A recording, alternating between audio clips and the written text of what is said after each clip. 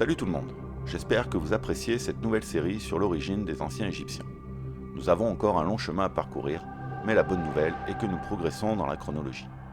En effet, les égyptologues ont mis au jour de nombreux artefacts avec lesquels travailler, comme ceux que je vous ai déjà présentés dans les épisodes précédents et ceux que l'on va découvrir, sans oublier les monuments emblématiques tels que les temples, les mastabas et aussi les pyramides.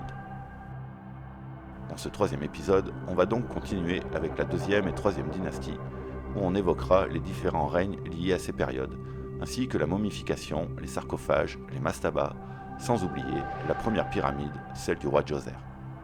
Allez, on perd pas de temps, c'est reparti.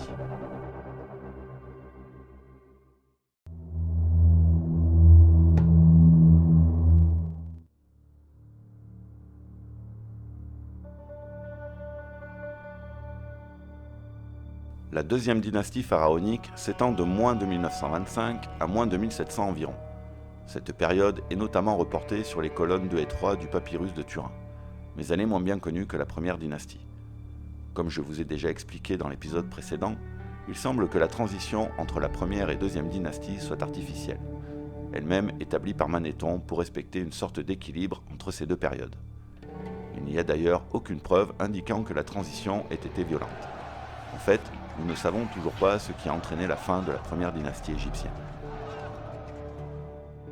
Si Ka est bien le dernier roi de la première dynastie, peut-être qu'il n'avait pas de descendants.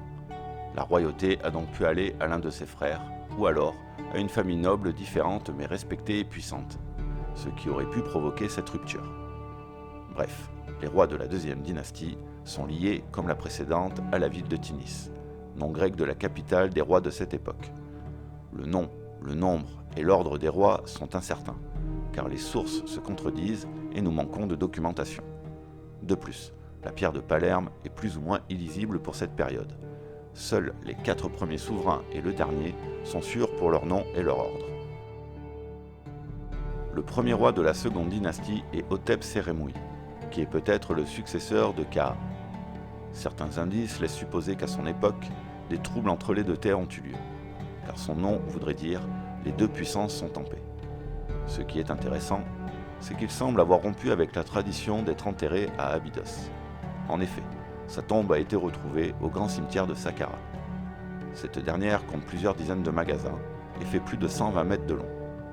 Les archéologues ont également retrouvé des empreintes de sauts-cylindres en os ou en argile, ainsi que des vases à son nom dans les souterrains de la pyramide de Djoser, dont on parlera dans la deuxième partie de la vidéo. Pour Manéthon, Hotep-Sérémoui aurait gouverné pendant 38 ans, au cours desquels il a peut-être essuyé un tremblement de terre qui a causé beaucoup de morts et de destruction. En dehors de cela, on sait peu de choses sur le premier souverain de la deuxième dynastie. Tout comme son successeur qui se nomme Reneb ou Nébré, c'est le premier nom royal composé avec celui du dieu Ré, le dieu solaire d'Héliopolis. Son nom apparaît sur plusieurs récipients en schiste, albâtre et marbre, ainsi que la représentation de divinités telles que Basté et Seth. Certains ont été retrouvés sous la chaussée de la pyramide d'Ounas, à Saqqara, et d'autres à Gizeh et Abydos. Tous ces objets présentent le nom de Reneb, soit avec celui de son prédécesseur, Hotep-Sérémoui, soit avec celui de son successeur, Ninedjer. Le nom de Reneb n'apparaît jamais seul. En 2012, Pierre Tallet découvre 3 inscriptions rocheuses avec le nom d'Horus de Reneb, le long d'une très ancienne route utilisée pour les expéditions sur les rives ouest du Sinaï, à l'intérieur des terres, où il y avait des mines de cuivre et de turquoise. Il y avait aussi, au même endroit, les noms des rois proto-dynastiques jusqu'au roi de la 4e dynastie. Pour finir avec ce roi, il semblerait, selon Manéthon, que Reneb serait l'instigateur du culte du bélier et celui des taureaux sacrés d'Apis, ainsi que les dieux solaires d'Héliopolis, de la ville antique du même nom. Enfin, avec le 3e roi de la 2e dynastie, nous commençons à obtenir des informations d'une réelle importance. Le nom de ce roi est Ninedjer, ce qui veut dire « celui qui appartient aux dieux ». Il aurait régné près de 50 ans. La pierre de Palerme mentionne des événements spécifiques, comme la crue qui semble avoir été plutôt bonne durant son règne, ainsi que la célébration à plusieurs reprises de diverses fêtes pour recenser le bétail. Ce recensement à l'échelle du pays est attesté sous forme de registre. Le nom de Ninedjer apparaît en grand nombre sur des récipients en pierre et sur des seaux d'argile provenant de sa tombe à Saqqara, et également sur une inscription rocheuse près d'Abu Andal, en Basse-Nubie. Cela pourrait représenter un indice que Ninetjer a envoyé une expédition militaire dans cette région, bien que l'inscription ne fournisse que des informations limitées. Quoi qu'il en soit, les 3 premiers rois, à savoir Hotep-Séremouï, Reneb et Ninetjer, semblent avoir régné sur toute l'Égypte. Certaines listes du Nouvel Empire donnent Ouneg comme successeur de Ninetjer. Son nom apparaît notamment à l'encre noire sur des fragments d'albâtre et vases de schiste. En revanche, le symbole qui a été utilisé pour écrire le nom de Ouneg est l'objet d'un litige important entre les égyptologues. Je vous passe les détails, et de toute façon, on ne connaît pour ce roi aucune tombe. D'ailleurs, la même problématique se pose avec Sénej, qui serait le 5e roi, et dont on ne connaît presque rien. Il semble donc qu'à la suite de Ninetjer, la situation semble confuse, et à l'heure actuelle, nous ne savons pas ce qui s'est réellement passé. Mais il est possible que le pays soit divisé. Cette dynastie marque néanmoins le renforcement d'un pouvoir absolu qui repose sur une organisation centralisée, l'utilisation plus intensive de l'écriture, et Memphis devient la capitale du royaume du Nord. Le roi suivant clairement attesté est Péripsène. Sa tombe se trouve à Abydos. Les égyptologues ont mis au jour 2 grandes stèles funéraires en granit qui semblent inachevées, ainsi que de nombreux sceaux et vases en albâtre, grès et schiste noir. Fait important, son céraire est particulier. Il est surmonté de l'animal du dieu Seth, remplaçant le faucon Horus. Plusieurs hypothèses s'opposent à ce sujet. L'une d'elles suggère que Péripsène a peut-être subi une révolte à Memphis et a dû partir pour Tinis, changeant ainsi son nom d'Horus pour celui de Seth. Le dernier roi de la dynastie se nomme Rasseremouï. Il a aussi changé de nom au cours de son règne, passant de Rasserem à Rasseremouï. Certains égyptologues pensent que ce changement de nom est survenu à la suite de la réunification du pays opérée sous son règne, après une possible séparation sous Péripsène. Il semble selon moi que le changement de nom a débuté avec Narmer, comme une tradition à chaque réunification du pays. De plus, son nom est également très particulier. Il possède 2 céraires. Le premier est surmonté d'un faucon à couronne blanche, et le second d'Horus et Seth en même temps. Toujours est-il que Rasseremouï est connu pour son activité militaire à l'étranger. En effet, les rois de la 2e dynastie doivent lutter contre les Nubiens et achever la pacification du Nord. Si on se base sur ce qui est rapporté sur le papyrus de Turin ainsi que d'autres sources, Rasseremouï aurait régné pendant environ 27 ans. Il est de loin le mieux connu parmi les rois de la 2e dynastie. Il possède un fort construit en pierre à Neken et une tombe à Abydos, qui est d'ailleurs la plus grande de la nécropole, avec 50 pièces, de nombreuses tombes annexes et des magasins. Mais malheureusement, elle fut pillée et n'a livré que très peu d'artefacts. À ce sujet, les nécropoles se développent car elles occupent une fonction essentielle pour les rites funéraires. Les premières tombes apparaissent en Égypte à l'époque prédynastique, vers moins 4500 environ. Les corps sont alors disposés en position fétale, les genoux ramenés sur la poitrine, dans des fosses ovales creusées à même le sol, entourées de quelques objets et de mobilier funéraire. La tombe à fosse sera utilisée jusqu'en 3300 avant Jésus. Le défunt est l'élément central. C'est en premier lieu le corps qu'il faut préserver. C'est d'abord lui qui garantit l'immortalité. Les techniques de momification sont variées et ont beaucoup évolué au cours des siècles. D'ailleurs, en 2019, des archéologues ont mis au jour une tombe très bien préservée et colorée appartenant à un noble appelé Kiwi. Ils y ont trouvé une momie, semble-t-il, vieille de 4000 ans, qui a montré une technique de momification étonnamment sophistiquée pour cette période. Bref, si les premières momies s'obtiennent naturellement, grâce à la chaleur et l'air sec qui règnent dans le désert, il faudra des centaines d'années pour que les embaumeurs puissent enfin maîtriser les techniques. Les étapes de la momification exigeaient une grande maîtrise de la part de ces derniers, à tel point qu'ils se répartissaient les tâches en fonction de leurs compétences. Voici rapidement comment ils procédaient. Généralement, tous les organes internes ont été prélevés avant la momification, à l'exception du cœur, mais dans ce cas, ce dernier a été retiré et les poumons ont été laissés intacts. Les autres organes étaient quant à eux déposés dans des vases canopes avec des petits sacs contenant un mélange de sel et de bicarbonate de soude. Ensuite, pendant environ 40 jours, le corps était recouvert de sel ou plutôt du natron, ou atroun, nom tiré du Wadi Natroun, vallée appelée champ de sel en égyptien ancien, et désigne d'abord un minéral, le carbonate de sodium. le but étant d'éliminer toute l'humidité pour dessécher les tissus et déshydrater le corps. Ensuite, la dépouille était enduite d'huile parfumée et de résine de plante afin de coller les bandes de lin qui étaient entourées autour du corps. La momie était placée sur une planche de bois et d'autres bandelettes étaient ajoutées afin de sécuriser l'enrubanage, pour finir avec un large tissu en lin qui était enroulé autour de cette dernière, et tout ce processus durait 70 jours. Ainsi préparée, la momie était placée dans un sarcophage qui consume les chairs. Les prêtres prononçaient les incantations et utilisaient de l'encens pour les différents rituels. Dans la tombe, le cercueil en bois va progressivement remplacer les premières enveloppes en peau d'animaux ou en nattes de roseaux. Les premiers sarcophages apparaissent vers moins 3100, moins 2900. Ils étaient confectionnés en bois d'acacia, sycomore ou bien encore du cèdre.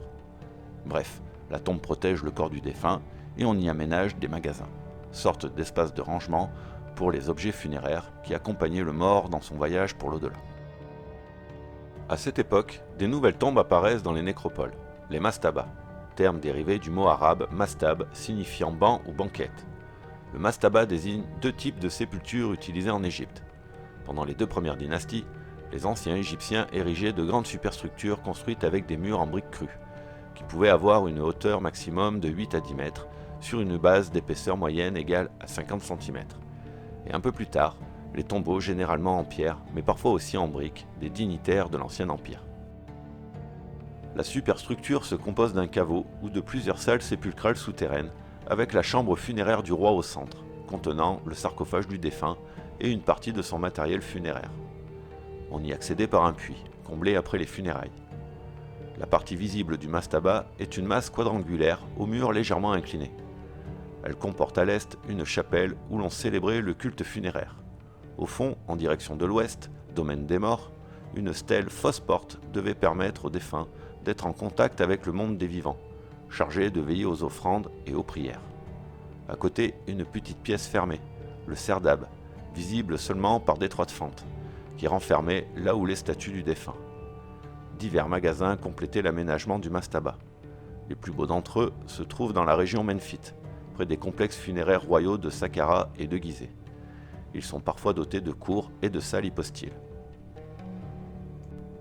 Pour conclure, durant les deux premières dynasties, de nombreux éléments majeurs de la société pharaonique sont établis et vont perdurer pour la plupart durant près de 3000 ans, comme par exemple les rituels royaux et funéraires, les codes iconographiques, l'écriture, quasiment toutes les divinités sont connues sous leurs différentes formes, les grands centres urbains sont en pleine expansion, et le palais sert de résidence royale et de centre administratif.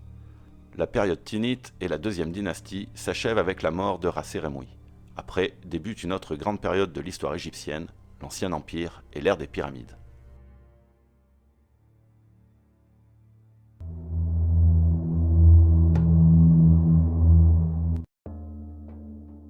Traditionnellement, la troisième dynastie est le début de la période de l'histoire égyptienne connue sous le nom d'Ancien Empire. Elle s'étend sur une période assez courte, de moins 2700 à moins 2600 environ. Comme pour beaucoup de dynasties, la séparation entre la deuxième et la troisième est artificielle, encore une fois établie par Manéthon. Le lieu d'exercice du pouvoir change et passe du sud avec Hierakonpolis et Tinis à la Basse-Égypte au nord avec Memphis, qui fut la capitale de tout l'Ancien Empire et devient aussi désormais de façon exclusive la nécropole royale, auparavant divisée entre Saqqara et Abydos. La troisième dynastie connaît aussi un développement de l'architecture et de l'art égyptien, avec notamment les statues et statuettes en pierre dure à l'effigie des divinités ou de pharaons. Pour vous expliquer clairement la situation concernant l'ordre de succession et le nombre de rois de la troisième dynastie, je vais m'appuyer sur plusieurs études et sources historiques. Selon le canon royal de Turin et la table d'Abydos, 5 rois appartiennent à la troisième dynastie. Un en particulier est généralement reconnu et relativement célèbre. Il possède plusieurs appellations, comme Djoser ou Djeser, ou bien encore Neterichet.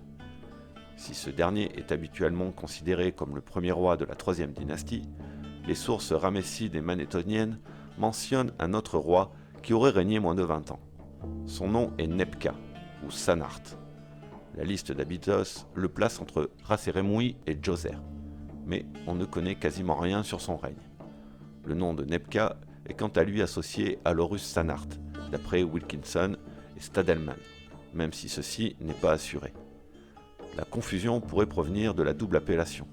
En effet, le nom de Nesut-Biti est Nebka, et le nom d'Horus est Sanart.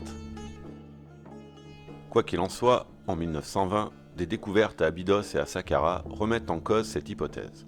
En effet, des sceaux et des objets destinés au culte appartenant à Sanart furent mis au jour dans le complexe funéraire de Djoser, prouvant peut-être que Sanart rendait un culte à celui-ci.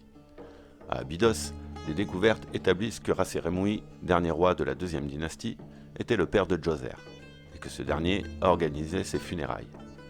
Mais à mon avis, cela ne prouve rien, car Djoser aurait très bien pu assister à l'enterrement de son père et lui donner des offrandes.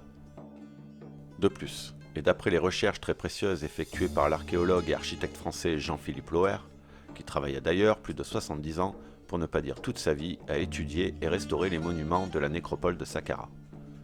Bref, ce dernier donnerait Sanart et ou Nebka en tant que premier souverain de la troisième dynastie, se basant notamment sur le mastaba initial, qui fut ensuite recouvert par la pyramide à degrés du roi Djoser, et qui aurait pu être non pas l'œuvre de ce dernier, mais celle de l'Horus Sanart, son frère probable.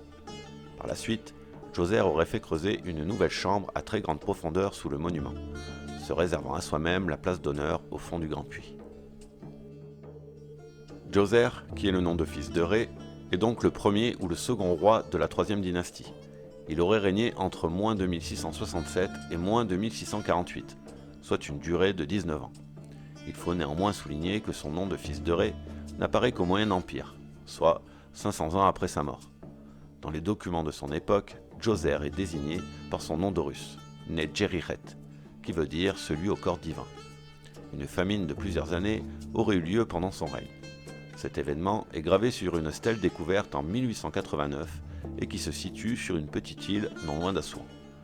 Toutefois, ce texte est daté au plus tôt de la Basse Époque, et on ne sait donc pas si l'événement est vraiment arrivé. L'un des personnages les plus importants et emblématiques du règne de Djoser est Imhotep, dont le nom signifie « celui qui vient en paix ». Il cumule des titres prestigieux et fut un homme aux multiples talents. Sur le socle d'une statue du roi Djoser, exposée aujourd'hui au musée du Caire, il est présenté comme, je cite, « le chancelier du roi de Basse-Égypte, le premier après le roi de Haute-Égypte, administrateur du Grand Palais, noble héréditaire, grand prêtre d'Héliopolis, Imhotep le constructeur, le sculpteur. » Il est rare qu'un homme issu du peuple ait son nom gravé à côté de celui de pharaon, mais on le dit également vizir, architecte, philosophe et même médecin. D'ailleurs, il semblerait que le papyrus médical d'Edwin Smith, datant de 1550 avant Jésus, serait en fait une copie réalisée à partir de documents plus anciens, probablement rédigés par Imhotep, car l'expression plutôt archaïque de l'écriture hiéroglyphique ne colle pas avec la Basse Époque. Au temps de Ptolémée, il fut même divinisé et considéré comme fils de Ptah. Son tombeau et sa momie n'ont pas encore été retrouvés, mais les recherches continuent à Saqqara et ne cessent de mettre au jour de très nombreuses momies. L'un des accomplissements majeurs d'Imhotep est d'avoir été l'architecte principal de la construction de la nécropole de Saqqara, et donc de la pyramide à degrés de Djoser, qui est la plus ancienne pyramide connue en Égypte. Bon, je vais maintenant essayer de vous détailler tout ça, et vous allez voir que c'est assez technique. Tout d'abord, les anciens Égyptiens devaient trouver un endroit qui ne serait pas touché par la crue du Nil. Ainsi, le plateau du désert de Libye fut choisi, car à l'ouest, c'est le domaine des morts, et à l'est, celui des vivants. C'est aussi là que viendront reposer tous les pharaons d'Égypte dans de gigantesques sépultures. La nécropole de Saqqara se trouve à 30 km au sud du Caire. Au début du XXe siècle, une photographie aérienne révèle le contour d'un énorme rectangle de 545 mètres de long sur 277 de large, soit une surface de 15 hectares. Un mur d'enceinte de 10 mètres de haut et d'1,5 km de long entourait le complexe funéraire. 14 fausses portes ont été figurées sur les 4 côtés de cette muraille, mais il n'y a qu'une seule entrée véritable qui se trouve au sud-est. Tout cela semble représenter la ville fortifiée de Memphis, et la pyramide que l'on croyait alors être un monument isolé est en réalité au centre d'un énorme complexe funéraire. Pour les matériaux de construction, Imhotep utilisa de la pierre calcaire taillée, qui était extraite dans une carrière voisine. Les blocs étant de dimension modeste, environ 25 cm, un homme seul pouvait les transporter, ne nécessitant donc pas de machine particulière. En fait, La pierre taillée est déjà utilisée depuis plusieurs siècles, mais il l'employait avec parcimonie. On perçoit la volonté de l'architecte de façonner ces pierres pour leur donner l'aspect des matériaux de construction traditionnels, comme la brique crue. Les archéologues et égyptologues ont découvert sur le site un éclat de pierre exceptionnel où figure un dessin d'architecte représentant le calcul d'une voûte. Malheureusement, aucun autre texte nous est parvenu attestant de la construction de la pyramide. On peut alors imaginer que les prêtres architectes détruisaient les plans une fois la construction achevée. Ce complexe funéraire représente un ensemble architectural unique pour cette époque, et aussi par ses nouvelles et nombreuses inventions. À l'entrée, 40 colonnes sont positionnées. Elles sont faites de tambours superposés et encastrés dans les murs, puis sculptées de façon à représenter des tiges de roseaux, une première dans l'architecture de cette époque. Elles étaient aussi couvertes par un plafond imitant des rondins de bois. Enfin, les murs étaient peints en noir et les colonnes en rouge. Après, on débouche sur une grande place vide au sud de la pyramide. À l'ouest et au nord, de grandes galeries bordent l'intérieur de l'enceinte, sans doute des magasins.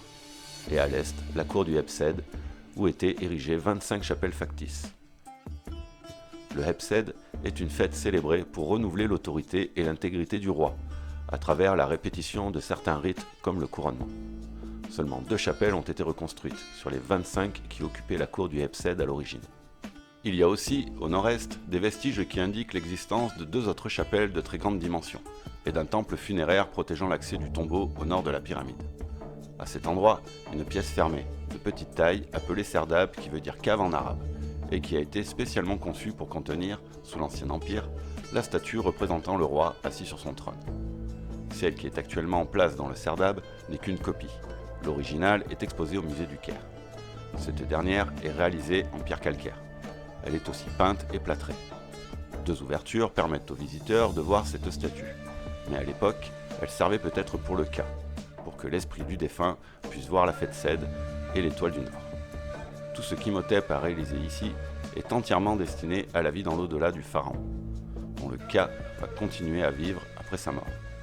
Le Ka, c'est l'énergie vitale, un double spirituel qui naît en même temps que l'être humain. Il survit dans la tombe après la mort, grâce au culte funéraire, aux offrandes et par la célébration symbolique du Hebsed. Selon les égyptologues, la construction de la pyramide à degrés serait le fruit de tâtonnements architecturaux. Au départ, Imhotep conçoit un mastaba carré de 8 mètres de haut sur 71 mètres de long. Il décide ensuite de l'agrandir et de superposer 3 autres mastabas, obtenant ainsi un début de pyramide à 4 gradins. Par la suite, la base fut agrandie et 2 niveaux supplémentaires ont été rajoutés. Elle mesure alors 109 mètres sur 121 et s'élève à 62 mètres de haut en 6 gradins successifs, d'où son nom de pyramide à degrés, du jamais vu à l'époque. Pour acheminer les blocs, les anciens Égyptiens utilisaient un système de rampes qui était positionné sur chaque gradin. Ces dernières étaient bien évidemment démontées à la fin du chantier, mais nous en reparlerons vers la fin de la série quand on abordera plus en détail les techniques de construction. Bref, on peut considérer que cette pyramide est l'empilement de 6 mastabas de tailles différentes. Elle symbolise la butte de terre originelle qui sortit des eaux du chaos primordial. Pour assurer la stabilité de l'édifice, les pierres sont posées en lits déversés, c'est-à-dire en tranches inclinées de 16 degrés environ, comme des murs successifs appuyés les uns sur les autres jusqu'au noyau central. À l'origine, la pyramide était entièrement recouverte d'un magnifique parement lisse de calcaire blanc, venant des carrières de Toura situées de l'autre côté du Nil. Aujourd'hui, il ne reste plus que quelques pierres de ce revêtement qui fut démonté au fil des siècles pour construire mosquées et palais de la ville du Caire. D'après Jean-Philippe Lauer, elle fut bien évidemment pillée dès la première période intermédiaire. Quant aux explorations scientifiques, elles débutent en 1821 avec un général prussien. Cette expédition recueillit divers objets ainsi que les restes importants d'une momie, découverte dans une galerie et qui a été apparemment abandonnée par des pillards. Le crâne de cette dernière était fortement doré, ainsi que les sandales. Ces découvertes furent perdues lors du naufrage du navire les expédiant vers la Prusse. En 1837, le colonel Howard Weiss et l'ingénieur Perring réalisèrent des fouilles plus poussées et révélèrent la galerie Seyth ainsi que la chambre décorée de faïence bleue. L'archéologue allemand Karl Richard Lepsius les suivit peu après. C'est en 1935 que Jean-Philippe Lauer œuvra à étudier puis reconstituer de nombreux éléments du complexe tels que l'entrée principale, la colonnade ou la chapelle du Hebsed. Pour accéder à l'intérieur de l'édifice, il faut emprunter une descendrie à ciel ouvert située au nord de la pyramide. Après environ 50 mètres, on arrive à l'étage intermédiaire, composé d'une galerie de rénovation d'époque Seyte. Ce passage souterrain comporte de nombreuses colonnes, dont certaines sont des matériaux de remploi. La seconde galerie, faisant face à la galerie Seyte, relie le puits funéraire au temple mortuaire. Cette galerie est l'œuvre des Romains. Elle permit de mettre en œuvre la charpente de bois, dont le but était de renforcer la voûte d'époque Seyte. D'autres chemins mènent au caveau royal, mais ceux-ci ont été surtout creusés par les pilleurs de tombes. Ensuite, on arrive au puits central de 7 mètres de côté, qui mène à la tombe du roi, qui se situe à 28 mètres au-dessous de la pyramide. Le tremblement de terre du 12 octobre 1992 a sérieusement affecté les infrastructures. Une mission de sauvegarde a été commandée par le Conseil suprême des antiquités égyptiennes afin de mener à bien leur restauration. Les gravats issus des éboulements du plafond avaient même recouvert le sarcophage. Ce dernier a donc été réassemblé et il était originellement clos par un bouchon de 3,5 tonnes. Le caveau est entièrement réalisé en granit rose. Il est composé de 32 blocs de pierre de chacun 3 à 4 tonnes. Ses dimensions sont de 1,65 m sur 2,69 m. Carl Richard Lepsius atteignit cet endroit et à l'intérieur, le cercueil en bois était vide. Seul un pied humain trouvé non loin est supposé appartenir au roi Djoser. Mais rien n'est sûr et l'intégralité de la momie du pharaon n'a donc jamais été retrouvée. Sous la pyramide se trouve un réseau de plus de 5 km de galeries, de voies sans issue et de dizaines de pièces qui ont été taillées dans la roche naturelle de calcaire. Au cœur du dispositif, un couloir central qui débouche sur 2 autres couloirs. Autour du caveau, 11 puits sont aussi creusés. Leur profondeur atteint les 33 mètres. Les 5 premiers furent destinés à ensevelir des membres de la famille royale. Mais ils furent aussi pillés dès l'Antiquité. Néanmoins, il reste encore 2 sarcophages d'albâtre en bon état. Une campagne de datation au carbone 14 a été effectuée sur les nombreuses momies découvertes dans la pyramide. Mais elles ne datent pas de la 3e dynastie, mais plutôt de la période Seyte. Ces souterrains uniques dans l'histoire égyptienne sont doublés quasiment à l'identique par un deuxième réseau près de l'enceinte sud, qui est d'ailleurs relié par un couloir traversant de part en part le sous-sol de la cour sud du complexe funéraire. Ce dernier est protégé par un mur surmonté d'une rangée de cobras. C'est le second tombeau de Pharaon, qui recrée de manière factice l'univers familier du roi. La décoration de ces espaces est tout simplement magnifique, avec la faïence bleue et la représentation de piliers djed qui symbolisent la durée et la stabilité.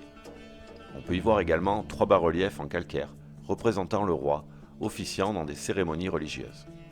La tombe sud pourrait avoir été un cénotaphe, une tombe symbolique.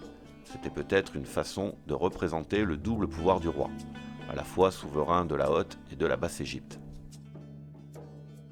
Les archéologues ont aussi découvert plus de 40 000 céramiques, jarres, vases et vaisselles en pierre, qui étaient sans doute des offrandes déposées dans la tombe par les prêtres pendant les rituels pratiqués lors des funérailles. Il semblerait aussi que la nécropole soit un sanctuaire où de nombreuses personnes venaient en pèlerinage. Voilà pour ce qui est de la pyramide à degrés et du complexe funéraire de Djoser. Le 3e pharaon de cette dynastie se nomme Seremkhet. Il est quasiment inconnu, à l'exception de 2 reliefs rupestres qui portent son nom situés dans le Sinaï au Wadi Maghara. Il est représenté alternativement portant la couronne blanche et au centre la couronne rouge. Mais à part ça, on ne sait pas grand-chose sur ses 6 ou 7 années de règne. Des sceaux trouvés à Éléphantine portent quant à eux son nom d'Horus et son nom de Nepti, Etepren. Enfin, le nom d'Horus Seremkhet a également été trouvé sur des jarres dans la pyramide enfouie, qui se trouve à Saqqara, au sud-ouest de celle d'Ounas et de Djoser. Elle fut identifiée en 1951 et peu à peu mise au jour par l'archéologue égyptien Zakaria Gonem, puis par le français Jean-Philippe Lauer. La pyramide de Seremkhet a une longueur de base d'approximativement 120 mètres. Des inscriptions en hiéroglyphes cursifs à l'ocre rouge ont été relevées sur des blocs de l'enceinte nord bordant la pyramide. Ces inscriptions ont relevé le nom du célèbre Imhotep. Bien que ce soit là la seule mention de l'architecte, il n'est pas impossible qu'il soit le concepteur de ce complexe funéraire. L'appareillage est ici plus grand, avec l'utilisation de blocs de pierre de 50 cm de hauteur, alors que les blocs de l'enceinte de Djoser en font 25. La pyramide de Seremkhet est restée inachevée. Elle est aussi l'une des rares à avoir conservé les vestiges d'une rampe de construction. Cette dernière est composée de pierrailles mêlées à de la terre argileuse. Sa hauteur dépasse de 2 mètres les vestiges actuels de la pyramide, ce qui implique que la sépulture devait être plus haute lorsque le chantier s'est arrêté. Au nord, l'entrée est assez bien conservée. Une descendrie bloquée par une porte mène à la chambre funéraire inachevée, qui est au centre d'un dispositif de couloir, le tout en forme de trident et pointé vers le sud. L'ouverture a eu lieu en mars 1954. Les archéologues ont découvert dans un cercueil en bois délabré plusieurs bracelets en or, ainsi qu'une petite boîte en or ayant la forme d'un coquillage. À ce moment, la chambre funéraire contenait encore un sarcophage intact et scellé au gypse. Sculptée dans un bloc d'albâtre, la cuve monolithique mesure 2,37 m de long, 1,04 m de large et 1,08 m de haut, comprenant un système de fermeture inédit constitué d'une glissière verticale sur l'un de ses petits côtés. Lorsque les égyptologues procédèrent à l'ouverture, à leur grande surprise, le sarcophage était vide. La déception était grande, mais la découverte de Gonem restituait ainsi à la IIIe dynastie un souverain dont l'existence n'était mentionnée que par de très rares sources. À mon humble avis, ce sarcophage n'a jamais été utilisé pour le véritable enterrement du roi. Tous les indices prouvant que la tombe n'a pas été pillée, le sarcophage est très certainement un cercueil symbolique qui était peut-être utilisé lors de la cérémonie funéraire pour le cas. Le mystère de la tombe de Seremret reste donc entier. En 1967, dans l'une des cavités inexplorées, Jean-Philippe Lauer trouve un cercueil en bois avec les restes d'un enfant de 2 ans, non identifié, ainsi que des fragments de feuilles d'or. Depuis, aucune nouvelle découverte ont été faites dans le complexe funéraire. Les 2 derniers rois de la IIIe dynastie sont Rabba et Houni. La position exacte de Or-Rabba et sa titulature complète sont inconnues, tandis que les listes royales ramessides, composées plus d'un millénaire plus tard, sont à la fois contradictoires entre elles et contradictoires avec les sources archéologiques contemporaines de ce début d'Ancien Empire. Son tombeau également n'est pas connu avec certitude. Certains avancent la pyramide à tranches située à Zawayet El Aryan, tombeau royal datant sans aucun doute possible de la IIIe dynastie. D'autres proposent un grand mastaba près de cette même pyramide, où de nombreux vases de pierre portant le Serer de Rabat ont été trouvés. Houni est le dernier souverain de la IIIe dynastie. De nombreux égyptologues pensent qu'il était le père et le prédécesseur direct du roi Snéfrou. En effet, le papyrus Price, datant probablement de la XIIIe dynastie, donne une indication importante sur la succession de Houni dans la colonne 2, ligne 7. Ce texte dit qu'à la mort du roi Houni, le prince Snéfrou fut élevé au rang de roi bienfaisant dans tout le pays. Son nom est aussi attesté sur une stèle conique en granit rouge découverte en 1909 sur l'île Éléphantine. L'objet ressemble typiquement à une stèle comme celle connue dans les mastabas des premiers rois tinites. Les égyptologues sont assez sûrs de la position de Houni dans la chronologie. En revanche, sa sépulture a longtemps fait l'objet de débats.